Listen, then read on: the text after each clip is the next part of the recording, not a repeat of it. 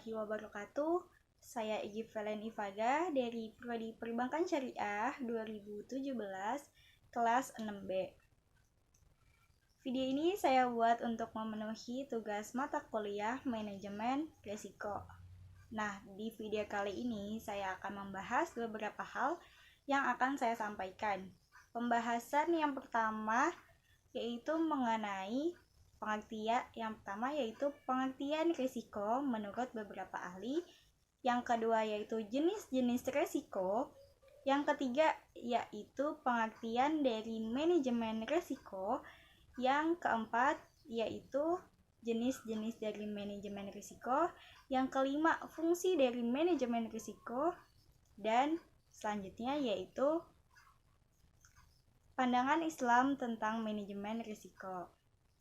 Jadi sebelum kita masuk ke pembahasan pengertian dari manajemen risiko, kira-kira risiko itu apa ya? Dan berasal dari mana?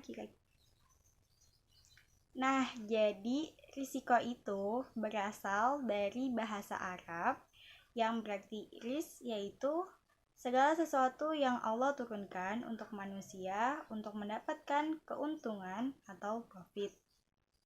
Nah, selanjutnya yaitu pengertian risiko menurut beberapa ahli. Yang pertama menurut Reja 2008, yaitu ketidakpastian yang berkaitan dengan terjadinya kerugian.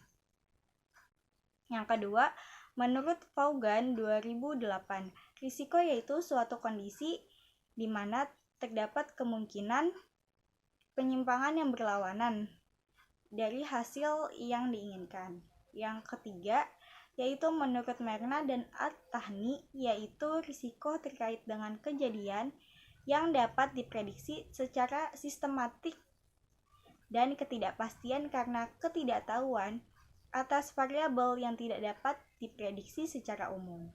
Nah, selanjutnya yaitu menurut Wahyudi 2013. Menurut Wahyudi, konsekuensi atas pilihan yang mengandung ketidakpastian yang berpotensi mengakibatkan hasil yang tidak diharapkan atau dampak negatif lainnya yang merugikan bagi pengambil keputusan.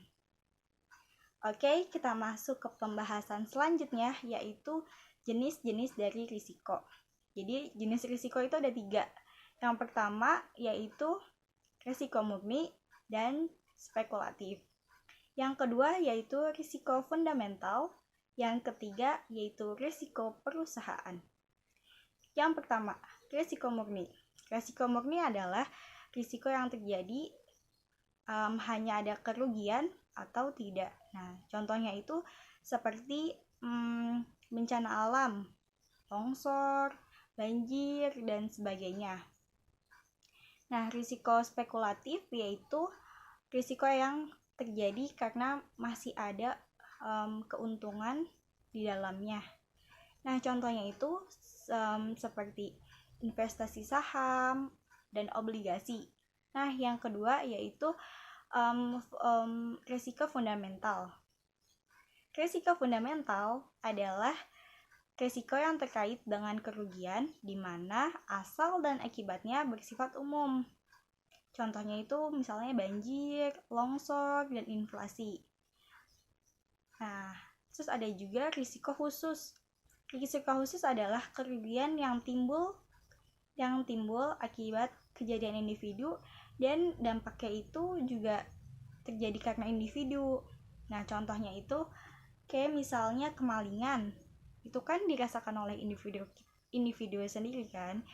Nah, yang ketiga itu ada risiko perusahaan. Risiko perusahaan adalah risiko yang terjadi yang diambil oleh seorang pengusaha. Nah, risiko perusahaan itu dibagi menjadi 5, yaitu yang pertama pure risk, yang kedua speculative risk, yang ketiga yaitu operational risk, yang keempat strategy risk, yang kelima financial risk. Nah, selanjutnya kita akan membahas mengenai pengertian dari manajemen risiko. Nah, yang selanjutnya yaitu pengertian dari manajemen risiko. Pengertian dari manajemen risiko menurut Reja 2008 yaitu sebuah proses untuk mengidentifikasi risiko yang dihadapi oleh sebuah organisasi dan memiliki teknik yang paling tepat untuk memperlakukan risiko tersebut. Nah, apa sih kira-kira tujuan dari manajemen risiko? Tujuan dari manajemen risiko yang pertama yaitu melindungi perusahaan, meningkatkan kinerja perusahaan, mendorong manajemen operasional, dan membantu pembuatan kinerja perusahaan. Nah, selanjutnya yaitu jenis-jenis risiko.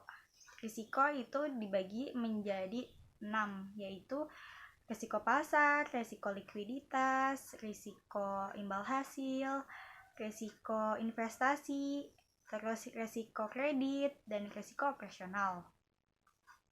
Nah, pandangan Islam tentang manajemen risiko sudah ada di dalam Al-Quran, surat Al-Hajj ayat 18. Dan Islam itu menganjurkan agar manusia senantiasa menyiapkan diri untuk menghadapi masa depan di alam dunia dan maupun di alam akhirat. Islam juga mengajarkan manusia untuk mengantisipasi dan memitigasi risiko.